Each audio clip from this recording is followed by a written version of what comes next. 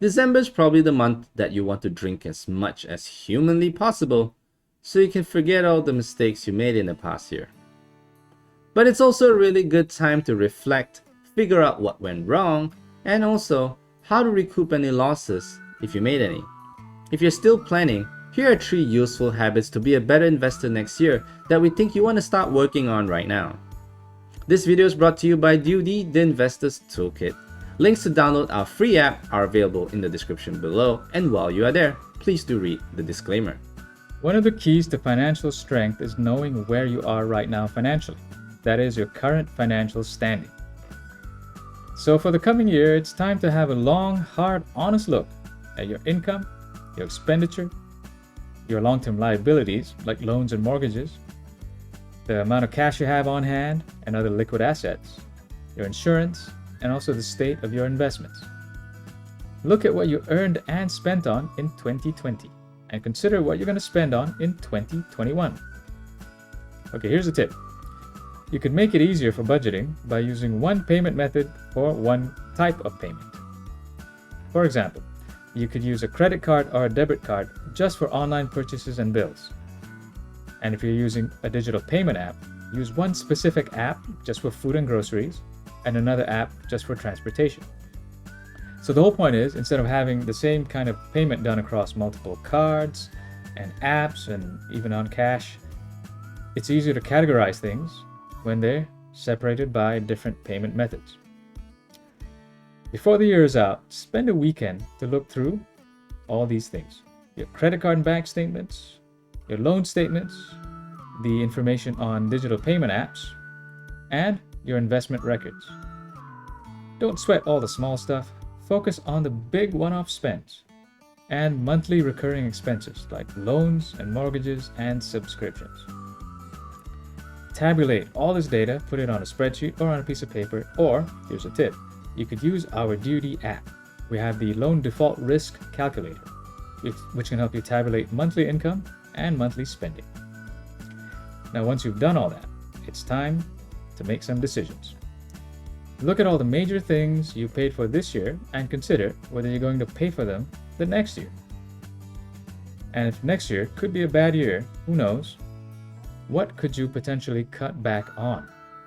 So you might want to question any upcoming large purchases and subscriptions.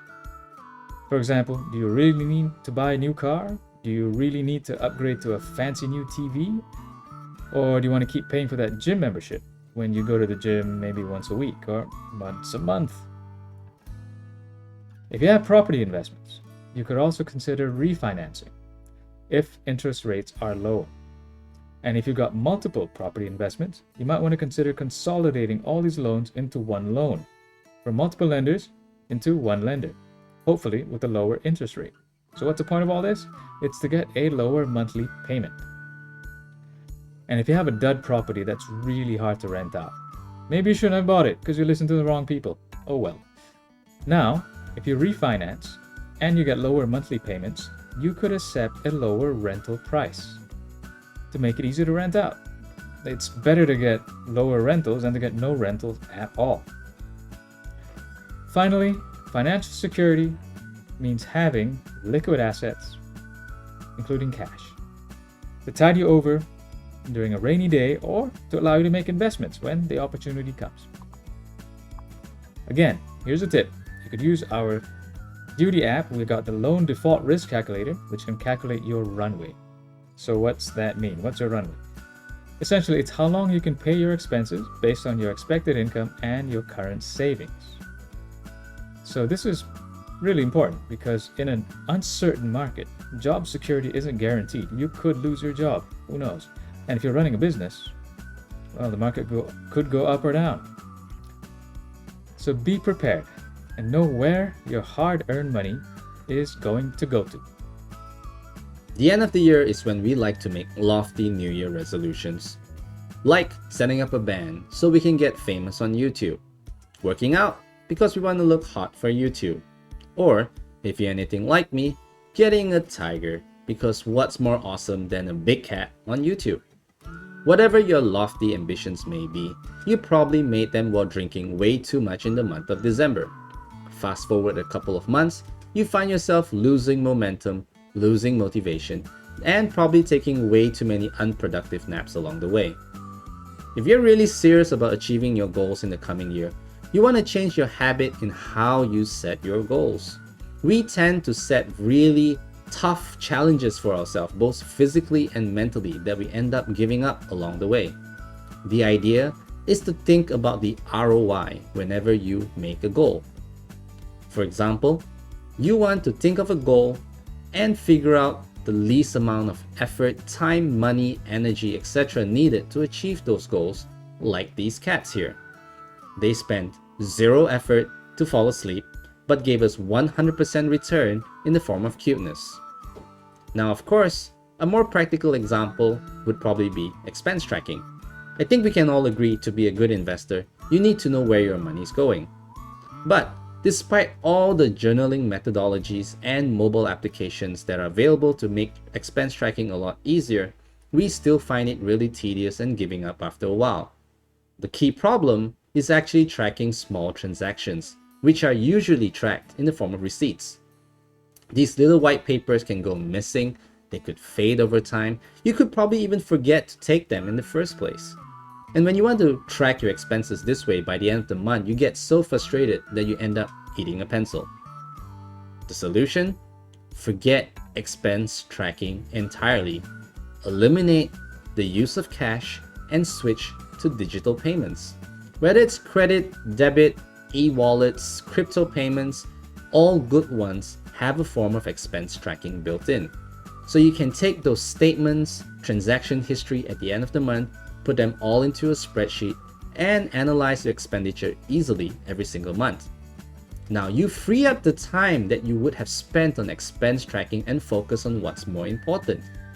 Minimum effort, in this case 0 because you didn't make any effort on expense tracking, for maximum results.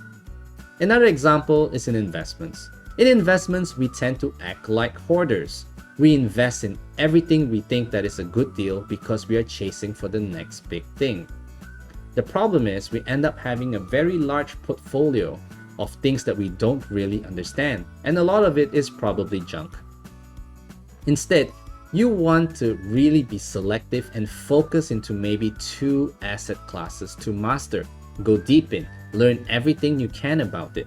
It might seem a little bit light for some people, but when you go deep, you tend to achieve better results. The truly wealthy may be investing in various asset classes, but they got to where they were on maybe just mastering 1 or 2. Now, to make it even easier for yourself, you want to focus on what you know best, what you're comfortable with. For example, if you like trading on the stock market, and if you're from the tech industry, you might want to look at tech stocks. Because you know the industry well, it's easy for you to pick out a good company.